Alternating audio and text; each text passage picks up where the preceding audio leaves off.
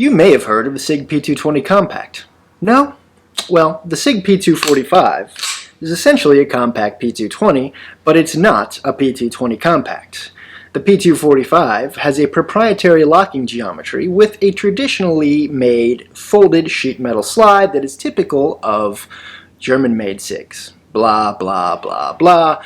Yeah, there's really no uncondescending way to talk about a Sig P245.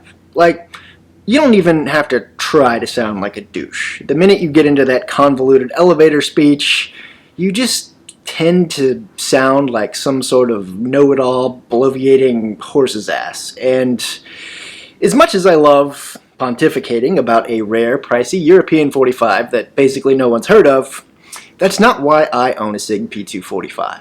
I own a Sig P245 because I think it's one of the best compact 45 caliber pistols ever made, and I honestly think it's one of the best 45 caliber pistols, period, which is what we're going to talk about today here on Hipster Tactical.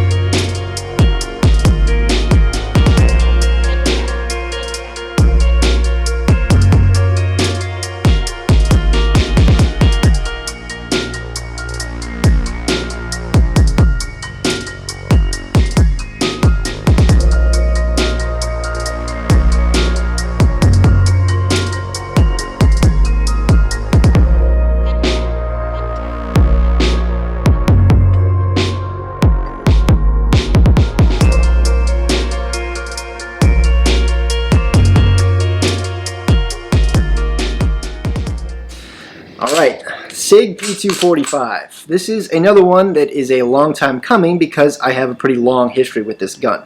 Not this particular example, but the Sig P245 was the first 45 caliber pistol I ever owned. I was probably 2 years into my gun ownership experience at that point, and I had owned 9mm and 380s, owned a couple SIGs and an HK P2000 SK, decided I wanted a 45, and decided I wanted something that was, you know, compact enough for concealed carry, and, you know, I liked SIGs, and I kind of discovered this existed after I had gotten into guns and knew something about SIGs, so of course I had to have it. But when I got this gun, I was, you know, since this was my first 45, I was a little, I don't know if intimidated is the right word, but, you know, I'd shot a few 45s, a few 1911s, but it was a big step up from 9mm. I wasn't sure how the recoil was going to be.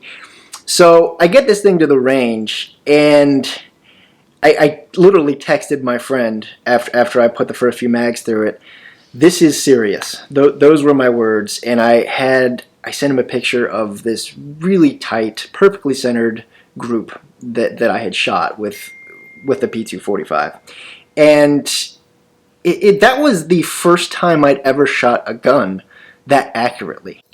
In essence, this gun kind of ruined me for other guns because I really had, I guess, an elevated set of expectations in terms of accuracy and shot placement. Not only was this my first 45, it was the first pistol I ever experienced that with. So the P245 is interesting because it isn't just a compact P220, and I think that's what people tend to think it is, and as I alluded to in the intro, there is an actual P220 compact, and I'll get into some of the differences between the P245 and the P220 compact. They're very different guns. You know, I think a lot of people think they're basically the same gun with a different slide, but the P245 has some unique engineering differences to it than any other guns in the P220 family, and as we'll get into, I think that gives it some unique shooting characteristics, some subtle differences in terms of just how it shoots and how it handles, and it really makes for a nice shooting 45. Again, I think it's just a superb pistol. It's unfortunate that it didn't last that long in SIG's lineup. So with that, let's consult the Gun Hipster archaeological record so we can get a sense of how and why this superb little compact cannon was developed. So in the mid-90s, the assault weapons ban was in full effect, and that limited the capacity of guns to 10 rounds. And, you know, concealed carry was starting to become a thing, and that meant that single stack guns were becoming a lot more popular. If you have to neuter the capacity of a gun, you might as well have a single stack that is kind of designed to have a lower capacity right off the bat. You know, especially guns, single stack guns in more potent calibers. You started to see, like the Sig had their P239, this single stack. You know, they designed this in, I think, 96 is when this came out. So, you know, they offered this in 40 and 357 Sig and 9mm. Colt had their officer model 1911s. Smith & Wesson had their 45-16 compact 45s, and later they had the Smith & Wesson also had the 40-40 PD, which was basically like a 39-13 or 39-14 that was kind of beefed up for 40. But Sig didn't offer anything, you know, like a carry-oriented model in 45 ACP. Of course, they had the P220, which dated back to the 1970s, and that was a well-respected 45 caliber service pistol, but it really couldn't compete size-wise and just weight-wise with the smaller offerings. So they started with the P220, and they chopped the slide, chopped about a ½ inch off the slide, so that puts it kind of, in terms of slide length, in the same range as like a P228 or a P229. And then they chopped the grip from a 7 or 8 round, depending on the magazine, to a 6 round. So you have this short grip. This, in some ways, matches what's called the CCO pattern for a 1911. A CCO 1911 is basically a 1911 with a short, chopped, subcompact grip with, you know, 6 round capacity, and then it has the mid-length slide, what's called the commander length slide. So it's a nice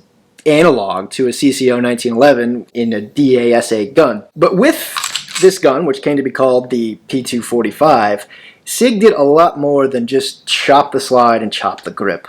Inside, it's been completely re-engineered. So for starters, what's really interesting about the P245 is they use the P239's flat wire recoil spring in the P245. And, you know, if you're looking for a recoil spring for your P245, it uses the same exact recoil spring that goes in the 40 cal and 357 P239s. So they completely re-engineered it to use this recoil spring. If you compare the barrel of any P220, whether it's a full size or a compact, you'll notice that the forelug here, this is what is responsible for camming the barrel back and tilting the barrel down as the gun cycles.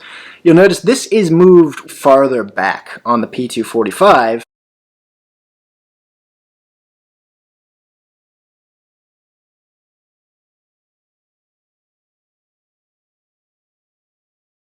Than it is any P220 or really any other Sig, except for the P239. Whatever you can't see here on the screen, on the camera, I will roll in some photos to show you. But the distance between, you know, what I'll call the camming slot, and that's the distance between this forelug and the feed ramp, and that's the distance in which the barrel cams, that's very similar on the P245 and the P239. It's shorter on both these compared to like a P229 or a P226 or a P220. So that's interesting, and I think, and again, I'm not an engineer, I'm just trying to kind of interpret you know, what I see in these guns. I think that change was made to give the flat wire recoil spring more room to fully compress, because, you know, when a flat wire recoil spring fully flattens out, it needs a bit more room to compress, and since this here kind of defines the rearward extremity of the recoil spring, you know, they move that back. That's my theory, and I think that may give the slide slightly more rearward travel as it fully compresses that flat wire recoil spring. And that could, my theory is that that kind of affects how the gun feels when you're shooting it. So yeah, do you feel pretentious yet? Try explaining all of that to the guy with the high point in the lane next to you. But that brings us to shooting characteristics, which are an interesting point of discussion with this gun. So in my written review, I described this gun as having full-figured accuracy.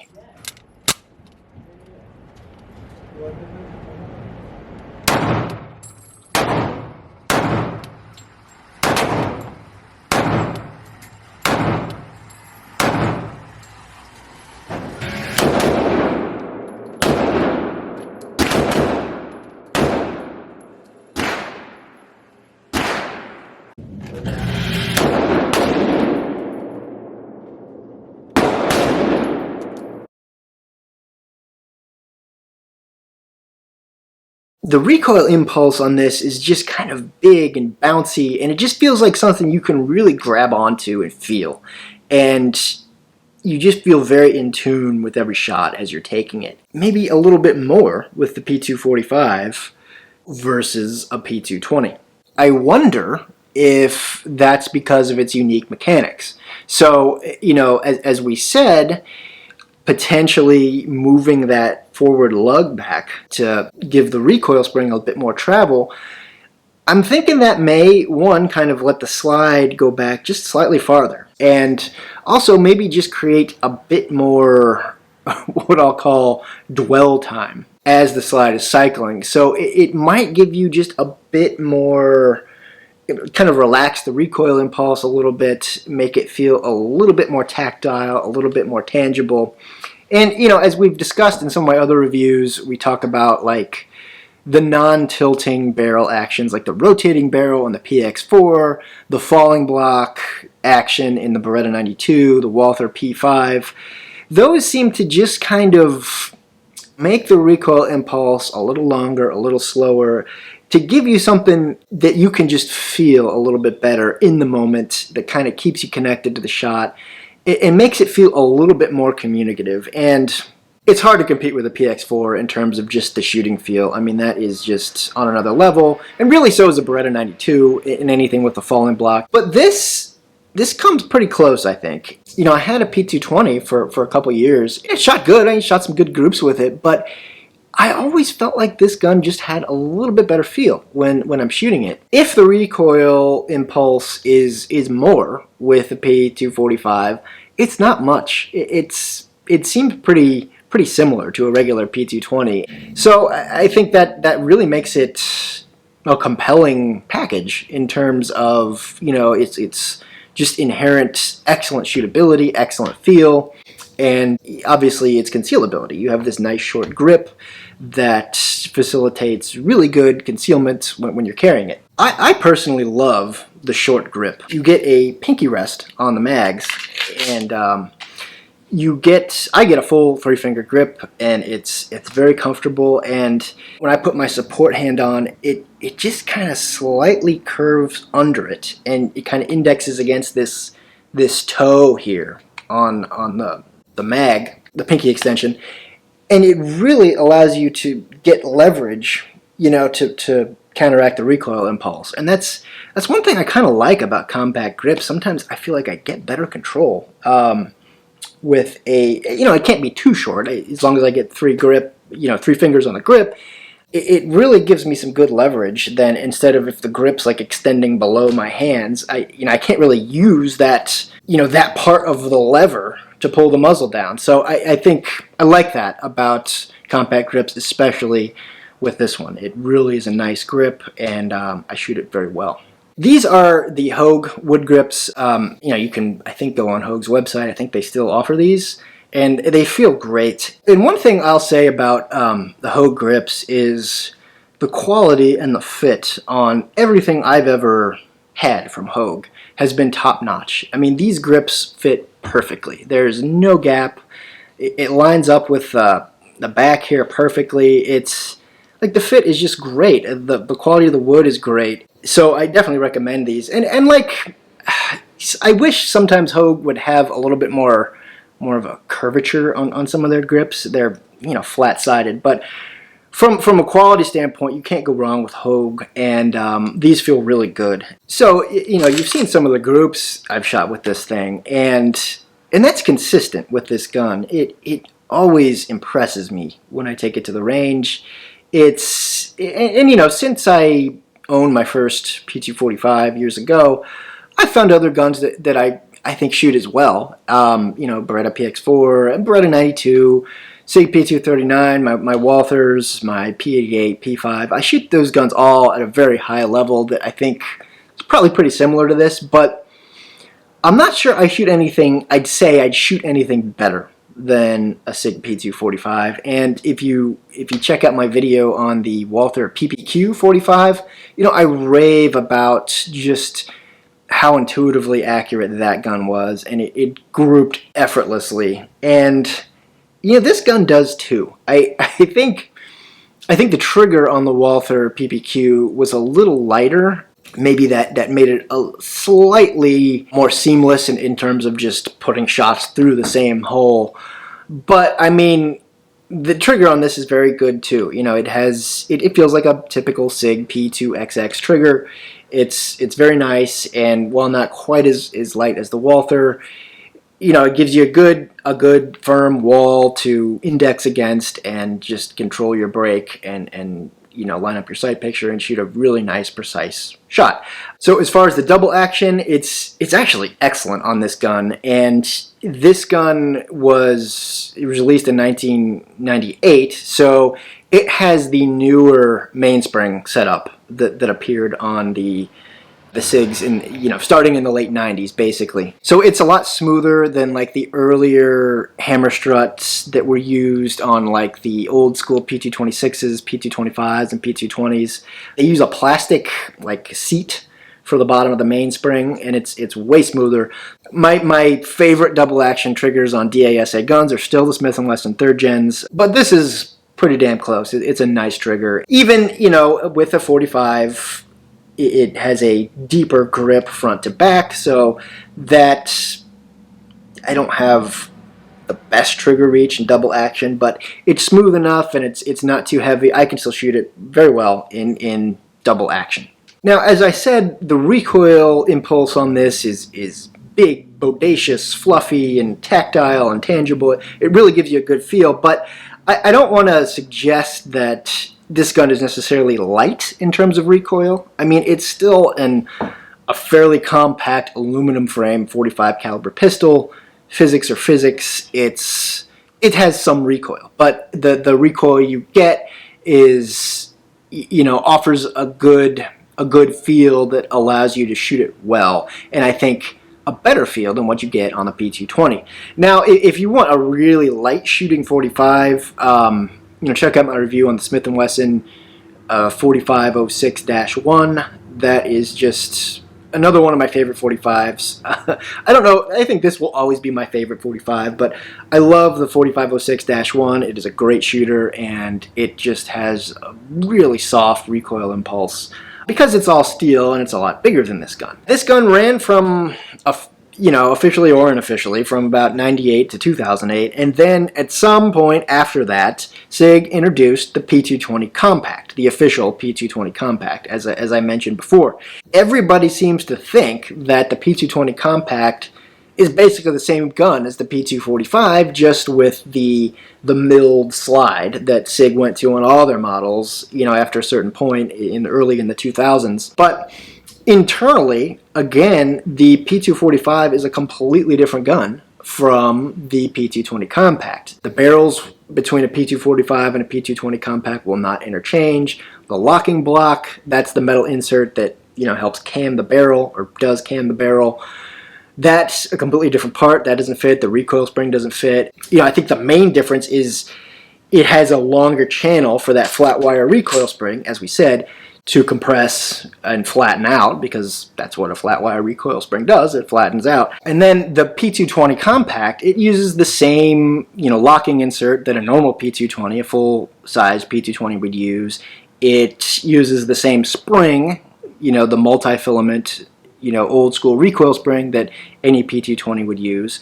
And I think the reason they went back to the standard P220 architecture for the compact is probably simple economics. They probably had to, well, they definitely had to produce fewer specialized parts for the P245. So is it a stretch to say that perhaps the P245 was the more evolved, more refined design for the .45 caliber? I mean, they designed it differently for a reason, right? And it did adopt the recoil spring and recoil system from the P239, and that was one of the more advanced single stack pistols of that time. So I think it really is a fantastic pistol, and it represents some real innovation on the part of SIG that unfortunately I think economic factors ended up stopping. It's a really interesting pistol from that standpoint, and it's just cool to own from that standpoint. But again, I think that the changes and the differences lead to a really, really excellent .45 caliber pistol, and I just love the P245, and I know I'll always own one. So as far as reliability with this gun, it is excellent. To that point, there is one thing I want to talk to you about with the magazines for all P220s, actually. Well, I mean, this isn't a P220, but for all .45 caliber SIGs, P245s, and P220s, I want to talk to you about the magazines, because there is an important difference that I think a lot of people aren't aware of when it comes to the mags. So here are two 6-round mags for the P245 or P220 compact. Again, they take the same mags. But this one here, you'll see, does not have this dimple that you see here on this one. And what that does, it's designed to prevent inertial feeds. And an inertial feed is when the slide recoils so hard that basically the round bounces forward out of the feed lips, and then when the slide comes forward to feed, it's all jacked up and it gets jammed and you get a failure to feed. So on my first P245, not this one, with these older non-dimpled mags, I actually had some failures to feed with that gun. I did some research on forums, and they said, okay, when they updated the mags with this dimple to prevent that inertial feed, and I got some of these mags for that gun, and I never had a problem with it. With this gun, I mainly do most of my shooting with these dimpled mags.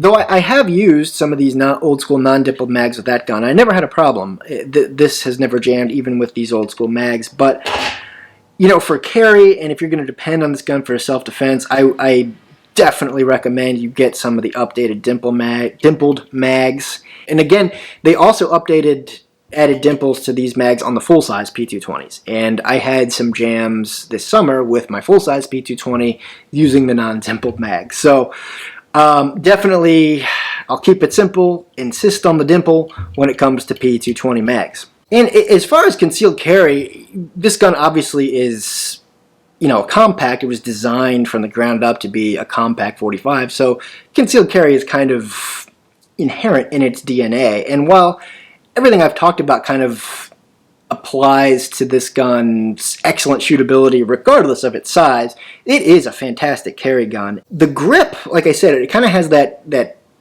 CCO pattern in terms of its size and its relationship to slide length and grip length.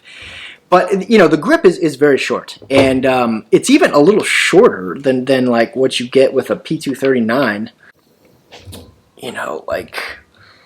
It's about the same size or shorter than what you get with a P239. So even though the slide is slightly longer than what you get with a P239, again giving it that kind of CCO, those CCO proportions, it conceals fantastically well. As far as concealability, the length of the slide doesn't really matter. I'm sure a lot of you know that. And in some ways, it feels almost a little more stable when the slide is slightly longer. The slide width is the same on basically all SIGs except the Legacy P229. So you're right about an inch, maybe slightly over, and even though this is .45, it has the same exact slide width As, for instance, this is my old school P225 9mm single stack, same exact slide width on the P239.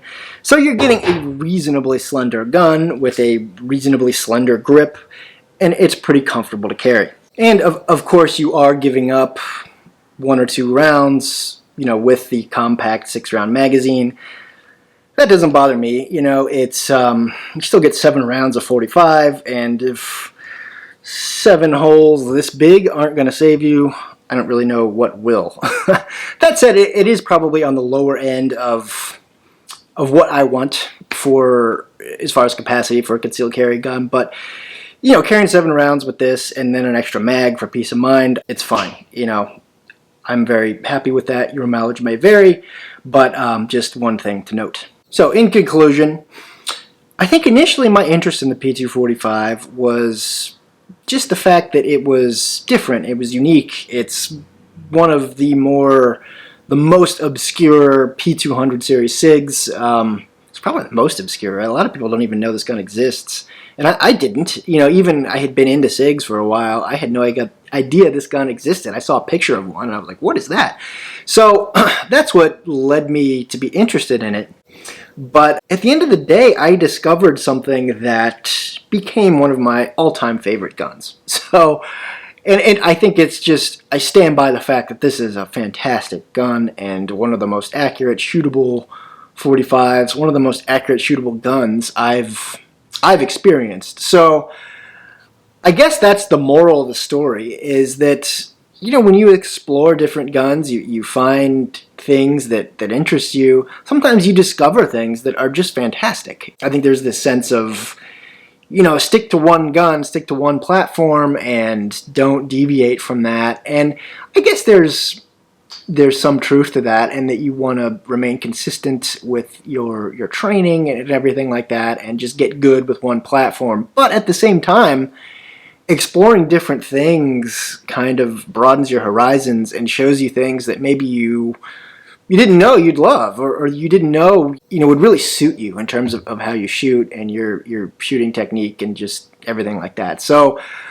I'm so glad I found the P245, and I'm glad I own one, and I will never sell this one. I fully recommend one. If you can find one on Gunbroker, you know, they come up here and then, and they're not cheap. I feel like they've gotten more expensive, but if you find one with maybe a little bit of wear on it, you can get one for a halfway decent price. So yeah, the P220 compact I'm sure is good too, but if you want the OG big bore compact from SIG, get the P245. So I wanted to talk about what's coming next. I've previewed my HK-P9S a few times now in a few different videos, and I had started writing that review, but I attempted the buffer replacement myself and I couldn't get through it, so I've got to take it to a gunsmith.